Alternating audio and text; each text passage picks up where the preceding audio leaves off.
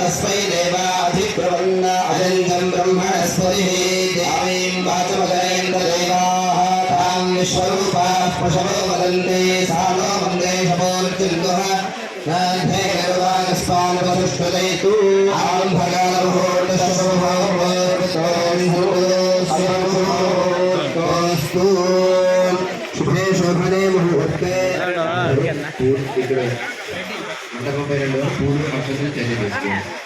మదనపల్లె శాసనసభ్యులు షాజాన్ బాషా గారు కళ్యాణోత్సవానికి విచ్చేసి తీర్థ ప్రసాదాలు స్వీకరించి అందరికీ అభివాదం తెలియజేస్తూ వెళ్ళారండి. ఆయనకి థ్యాంక్స్.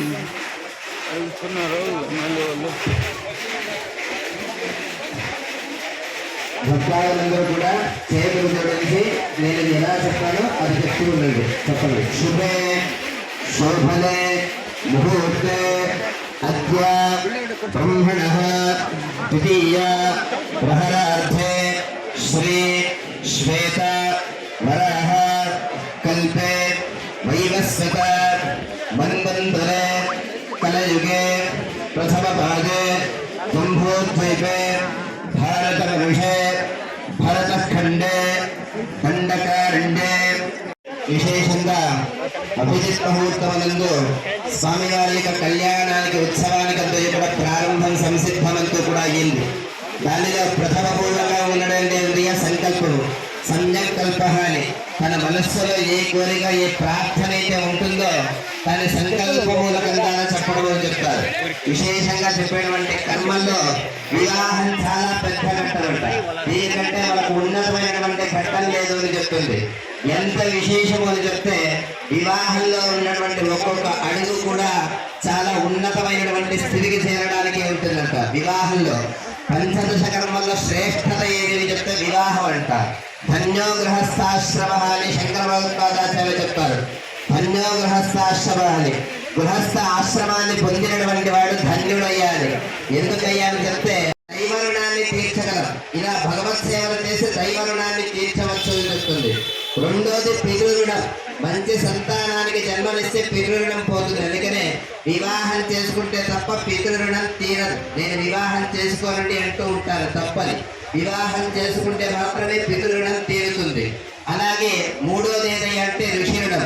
ఇది ఎన్ని జన్మలు ఎత్తినా కూడా తీర్చలేమంట.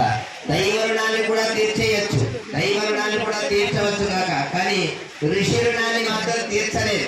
ఎందుకయ్యా అని చెప్తే మనం అందరికీ తెలిసింది విశేషంగా ఏమంటే ఈ లోకమునందు భగవంతుడు చాలా ఉన్నత స్థాయి.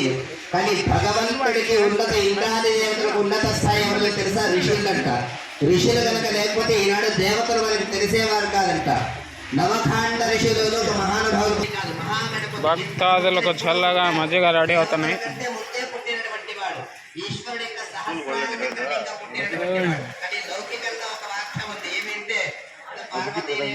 మజ్జిగ రెడీ చేస్తున్నారు. ఓకే, స్వామివారి కళ్యాణం అయిపోయినాక ఎదుగోండి బాబు అందరికి పెరుగన్నం. ఇది కూడా పెరుగన్నమే బాబు. ఇది ఇందులో ఏముంది? ఓ ఇదేమిది? ఇదేమో బో నాకేం అర్థం కావట్లేదు. ఏమన్నా ఇదే పాయసమా? బెల్లం పొంగలి. ఓకే, ఇంకోటి ఉంది చూపిస్తారా? ఇదేమే సాంబారా రసమా? రసం చాలా ఉన్నాయి బా సాంబార్ కళ్యాణానికి. ఇదిగోండి పాయసం.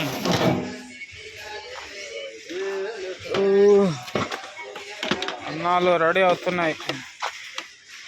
ఏమైంది అన్నమా? ఏమైనట్టుంది అన్నమా?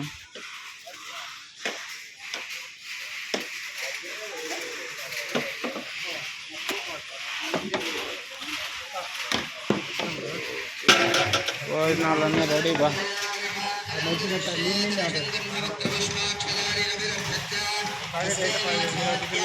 విగ్రహంగా చూస్తే ఉత్సవానికి పిలవాలి ఆయనతో. ఊరూరికే ఈ ఒక దీనికి వివాహం కాదు కదా, మంత్రపూర్వకంగా ఉంటుందంట. ప్రతి ఒక్కటి కూడా మంత్రశాస్త్రంతోనే ముడిపడే ఉంటుంది. అందుకనే దైవాధీనం జగత్ సర్వం మంత్రాధీనంతో దైవతం అని. భగవంతుడు ఎక్కడ అధీనంలో ఉంటారు అంటే మంత్రం యొక్క అధీనంలో ఉంటారంట. ఆయన్ని పిలుచుకుని వచ్చి ఆ విగ్రహంలో ఆవాహన చేసి తర్వాత మరలి వివాహ కైంకర్యములు ప్రారంభమవుతాయి. అందుకనే చెప్తూ ఉన్నారు, బ్రాహ్మణే పుణ్యస్త్రీభి సహ వివాహాగారామేత్య అని. ఎవరిని అంటే ఆ వరసిద్ధి వినాయక స్వామిని పిలుచుకొని రావాలి. ఆయన తల్లి ఒడి వదిలి రాడు పాపం. ఆయన ఎక్కడంటే అక్కడ వచ్చేటువంటి వాడు కూడా కాదు. తల్లి ప్రేమని పుష్కలంగా పొందినవాడు వరసిద్ధి వినాయకుడు అంటే. క్షణమాత్రం కూడా వదలడంట. గౌరీదేవిని స్వామి మధ్యలో కూర్చొని అందరూ కూడా వీరాసనంతో వస్తూ ఉంటే ఎంత చూడడానికి బాగుంటుంది. ఒక్కసారి ఊహించండి. కానీ వరసిద్ధి వినాయక స్వామి మనందరము వెళ్ళి ఆయన మధ్యలో నిలబడుకొని ఆయన వస్తూ ఉంటే ఆయనతో పాటు మనందరం వెళ్తూ ఉంటే దానికంటే చూడవచ్చినటువంటి ఇంకోటి ఉంటుంది అందరూ. అది భావన చెయ్యాలంట.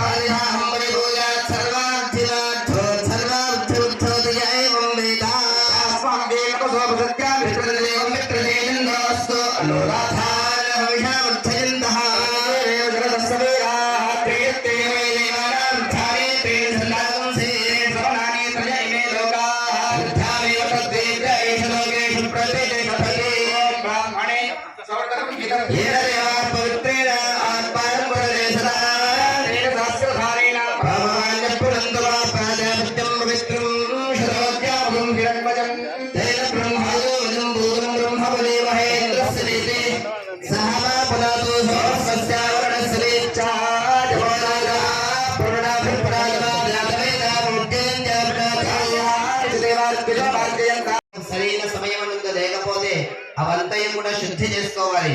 ఎలా శుద్ధి చేయాలి? కేవలం నీటి ద్వారా శుద్ధి చేసేటువంటి కర్మ లేదండి చెప్తా. ఎలా అంటే వేదములకి ఎంత గొప్ప శక్తి ఉన్నదయ్యా అని చెప్తే అశౌచాన్ని సమేతంగా పోగొట్టేటువంటి శక్తి వేదానికి తప్ప ఇంకొక దానికి లేదు. ఈ జగత్తునందు దేనికి కూడా లేదంట. ఎంత అశౌచాన్ని పోగొట్టినా కూడా అశౌచాన్ని పోగొట్టేటువంటి శక్తి కేవలం వేద. ఇతపూర్వం మనం సంకల్పం చేశాంగా మొదటిలో. ఎందుకు? ధర్మార్థ కామ మోక్షములు సిద్ధించాలి స్వామి. ధర్మం కావాలి, నిత్య నిరంతరం నీ సేవ చేసేటువంటి భాగ్యం కావాలి. అర్థం అని చెప్తే తాను సంపాదన చేసినటువంటి డబ్బు ఏదైతే ఉందో దానిలో 10వ వంతైన భగవత్ సేవకి వినియోగించాలంట. దానిలో 100 భాగములు మన ఇంటికి పెట్టుకున్న 10వ వంతైన భగవంతుడికి వినియోగించాలి అని చెప్తుంది. అర్థము కామము అంటే మనస్సులో ఉన్నటువంటి కోరిక.